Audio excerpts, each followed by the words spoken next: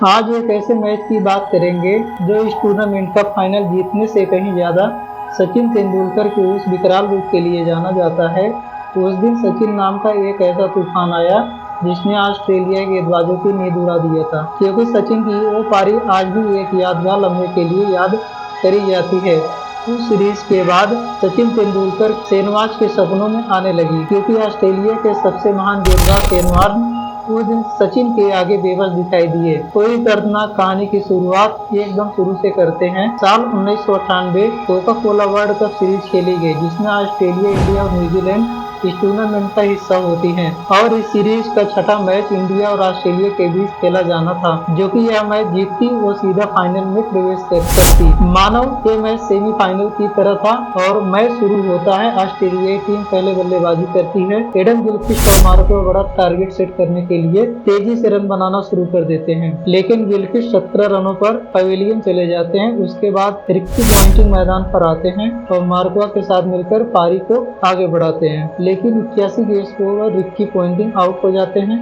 और उसके बाद मार्को माइकल वेवन के साथ मिलकर चौथे विकेट के लिए 97 रनों की साझेदारी निभाते हैं। मार्क के आउट होने के बाद वेवन शॉट पे शॉट लगाए जा रहे थे और ऑस्ट्रेलिया को 285 रनों तक पहुंचा देते हैं। और अक्सर शाहजहां के मैदान पर रेतीला तूफान आया करता था और उस दिन भी आया था। उसकी वजह से मैच देरी से शुरू होता है। अब भारतीय टीम को 46 ओवरों में 276 रनों की जरूरत होती है और सौरव गांगुली और सचिन तेंदुलकर मैदान पर आते हैं। रेतीला तूफान पूरी तरह से शांत हो चुका था, लेकिन सचिन नाम का तूफान तबाही मचाने को बेताब होता है। इसका असर पहले ओवर से ही देखने को मिलता है। सचिन तेंदुलकर छक्के चौकों की बरसात कर देते हैं। जितनी तेजी से गेंद सचिन की तरफ आती, उससे दोगुनी तेजी से बाउंड्री के बाहर चली जाती थी, लेकिन उसी भी दादा 17 रन बनाकर आउट हो जाते हैं। लेकिन सचिन को उससे कहाँ फर्क पड़ने वाला था, क्योंकि आज यह तूफान शांत होने का नाम नहीं ले रहा था। जहां एक तरफ विकेट गिरते जा रहे थे, वहीं दूसरी तरफ सचिन तेंदुलकर अकेले ही पिच पर दहाड़ रहे थे। सचिन ने अपना शतक पूरा कर लिया। उसके बाद भी लगातार ऑस्ट्रेलियाई गेंदबाजों की पिटाई किए जा रहे थे, लेकिन उस दिन उनका साथ देने के लिए और कोई भी भारतीय बल्लेबाज तैयार नहीं था। लेकिन फिर भी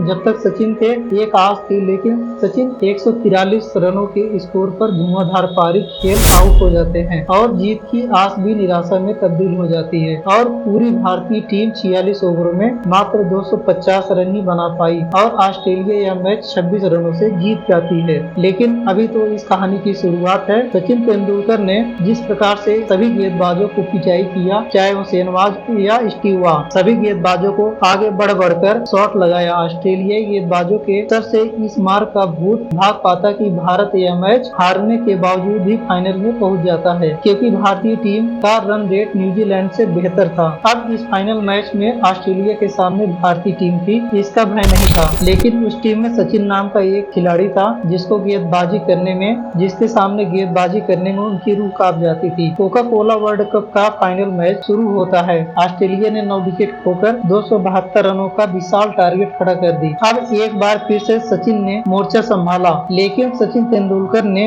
जब अपना खाता खोला तो पूरे स्टेडियम में शोर मच गया। उसके बाद तो सचिन का क्लास लेने के लिए लगातार शॉट पर शॉट लगाना शुरू कर देते हैं। ऐसे ऐसे शॉट्स लगाते हैं जिनकी कल्पना करना भी लोगों से परे था। सचिन तेंदुलकर शानदार बल्लेबाजी कर रहे थे और यही कारण था भारतीय टीम का स्कोर बोर्ड बहुत तेजी से आगे बढ़ रहा था। अब भारतीय टीम को 31 ओवरों में 179 रनों की जरूरत होती है और उसी बीच सचिन ने अपनी हाफ सेंचुरी पूरा कर लिया और उसके बाद तो सचिन को रोकना और भी मुश्किल हो गया। हर गेंदबाज के छक्के छुड़ा रहे थे। शेनवाज भी इसका शॉट देखकर हैरान हो जाते। सभी गेंदबाज गेंदबाजी न करने की गुहार लगा रहे थे। स्टेडियम में शोर मच रहा था। उसके बाद सचिन ने सेंचुरी पूरा कर लिया। पूरा स्टेडियम उनके आगे सर झुकाए बैठा था और सचिन अपना बल्ला लहरा रहे थे। उसके बाद भी सचिन रुकने का नाम नहीं ले रहे थे। भारतीय टीम का स्कोर 200 रनों के पार जा चुका था। सचिन तेंदुलकर लंबे लंबे छक्कों का दर्शन कराते। ऑस्ट्रेलियाई गेंदबाज सचिन से परेशान तो थे ही, साथ में दर्शकों का इतना ज्यादा शोर उनकी सांस लेना भी दुर्लभ कर दिया। अब भारतीय टीम को यह मैच जीतने के लिए 35 गेंदों पर 27 रनों की जरूरत होती है। सचिन 132 रनों पर होते हैं